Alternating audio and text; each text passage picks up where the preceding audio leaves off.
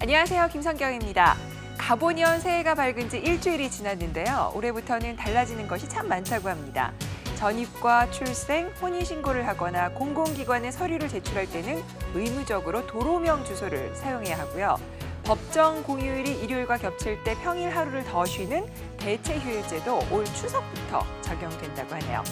새해 달라지는 것들을 통해서 올해가 작년보다 더 살맛나는 한 해가 됐으면 좋겠습니다. 최근 심화되고 있는 저출산 문제와 함께 불임 또한 증가하고 있어서 사회적인 문제가 되고 있습니다. 또한 다른 질환에 비해서 정신적인 스트레스가 심해서 환자들은 불안, 우울감에 시달리기도 한다는데요. 과연 한의학에서는 이 불임을 어떻게 치료할까요? 지금부터 함께 살펴보시죠. 생명 탄생의 신비로움과 경이로움. 부부에게 있어 임신은 축복 그 자체인데요.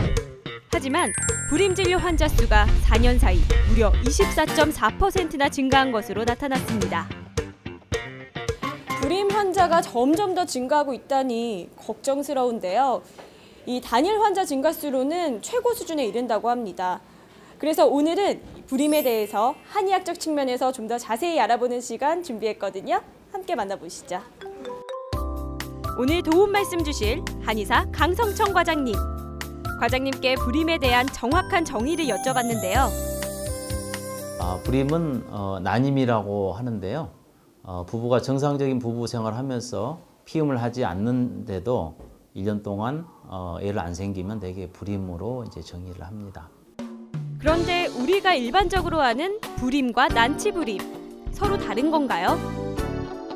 난치불임은 이제 불임이 상당히 이제 온갖 치료를 다 해도 오랜 기간 임신이 안 되는 그런 불임을 이제 난치불임이라고 하는데, 예를 들면 조선왕조실록을 보면 조선시대 왕비들이 불임이 약 한 20%가 나와요.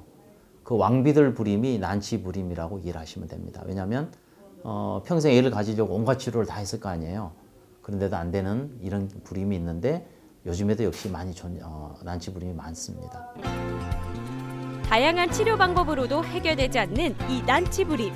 그 원인이 궁금한데요. 원인 불명의 불임의 경우에 대부분 착상이 안 되기 때문에 그 불임이 오는 것이에요. 수정란이 이제 수정이 된 다음에 이제 자궁으로 내려와서 일주일에 거쳐서 착상을 시도하는데 자궁이 차가워 버리면 이 착상이 안 되는 겁니다. 특히 불임에서 간과할 수 없는 통계가 있습니다.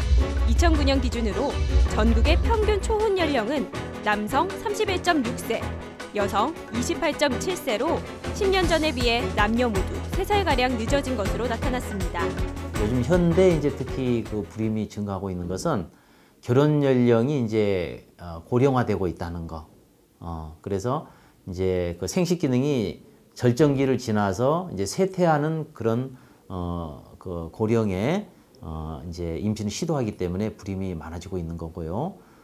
또한 이제 현대 그 식생활에서 보면 이제 냉장고에 의한 그 찬 음식들, 그리고 이제 과다 노출, 네, 그다음에 이제 각종 그런 그 공해 이런 식품들, 그것도 이제 이 불임에 영향을 미칩니다.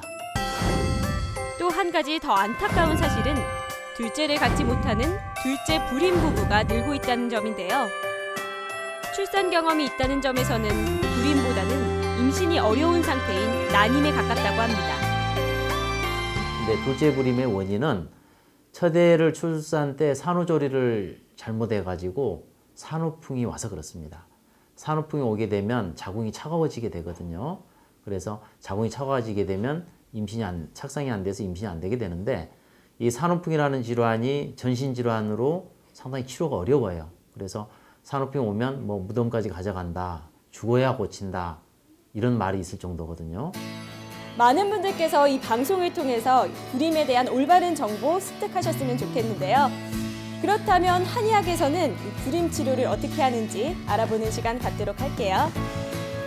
우선 진맥을 통해 환자의 체질과 특성을 파악해 근본적인 원인을 찾아내는 것이 중요하고요. 이후에는 체질적 특성에 맞는 한약을 처방하고 뜸과 침 등의 시술을 진행합니다. 난치불임의 원인이 되는 자궁을 차게 만드는 것을 이제 저희는 냉습으로 보고 있어요. 그래서 침과 탕약을 통해서 이 냉습을 제거하여 이 불임을 치료하는데요.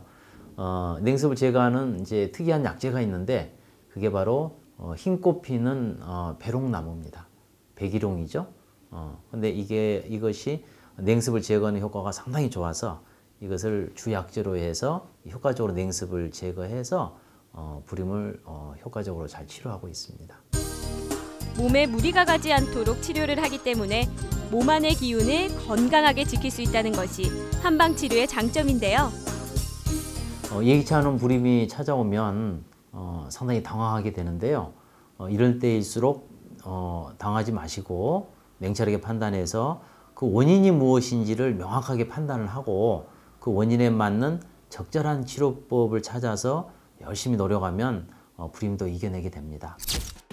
혹시 불임으로 인해 고민에 빠져 있는 분이라면 자신의 생활 습관을 한번 점검해 보시고 긍정적인 마음가짐으로 치료에 임해 보시는 건 어떨까요? 네, 여성들의 경우 몸을 따뜻하게 하는 것만으로도 불임 예방에 큰 도움이 될 것 같은데요. 2세 계획이 있으신 분들은 오늘부터라도 커피나 찬 음식들을 조금 줄이고 가벼운 운동을 시작해보는 게 좋을 것 같네요.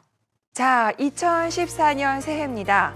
여러분께서 나라와 사회에 바라는 가장 큰 소망은 어떤 걸까요?